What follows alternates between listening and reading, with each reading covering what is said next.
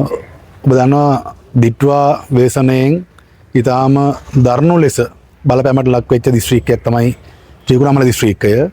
විශේෂයෙන්ම සේරුවිල, වෙරුගල්, මූතූර්, කින්නියා, තඹලගමුව, මොරවැව වගේ අපේ ත්‍රිකුණාමල දිස්ත්‍රික්කයේ ප්‍රාශිලකම් කොට්ටාස ගණනාවක් මේ දිට්වා සොලි කුණාටු තත්ත්වය නිසා ඇති වෙච්ච ගම් වතුරෙන් ඒ වගේම සොලි කුණාටුවෙන් බලපෑමට ලක් වුණා.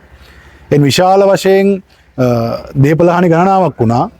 අපේ සාමූහික උත්සාහය නිසා ජීවිත හානියකින් තොරව අපිට මේ ව්‍යසනයට මුහුණ දෙන්න පුළුවන් වුණත් දැවැන්ත දේපල හානියක් විශේෂයෙන්ම ගොවිතැන් කටයුතු, හරකබාන, නිවාස වලට හානි වුණා. මේ සම්බන්ධයෙන් කෘෂිකර්මාන්තයටත් පශු සම්පත් වලට සිද්ධ වෙච්ච හානි වලට දැන් අපි වන්දි ලබා දීම අවසන් කරලා තිබෙනවා. ඒ වගේම නිවාස වලට සිදු වූ හානි වලදී අපේ දිස්ත්‍රික්කයේම නිවාස 1379කට පමණ අර්ධ වශයෙන් සහ පූර්ණ හානි වශයෙන් හඳුනාගත්ත ප්‍රමාණයක් තියෙනවා. අන්න ඒ අර්ධ හානි සහ පූර්ණ හානි හඳුනාගත් නිවාසවලට අපි දැන්ට වන්දි ලබා දෙමින් යනවා.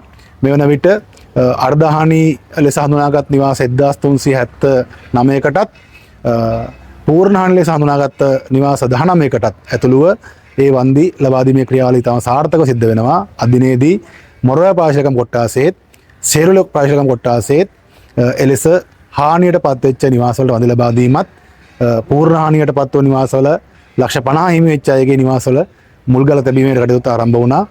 රුපියල් මිලියන 500ක පමණ ප්‍රමාණයක වන්දි ඇස්තමේන්තුවක් මේ අර්ධ හානි සහ පූර්ණ හානි නිවාසවලට පමණක් අපි ඇස්තමේන්තු කරලා තිබෙනවා. ඒ විශාල ප්‍රමාණයක් දැන්ටමත් ලබා දීලා අවසానයි. සා දිට්වා සොලි කුණාටුවට අපි සාර්ථකව අභියෝගයක් ලෙස ජයගත්තා. දැන් එයින් සිදුවෙච්ච දේපල හානිය පියව ගන්න, එයින් පීඩාවට පත් ජනතාවට ඒ වන්දි ලබා දීමේ ක්‍රියාවලියත් සාර්ථකව අවසන් වෙමින් යන බව මතක් කරන්න කැමැතියි.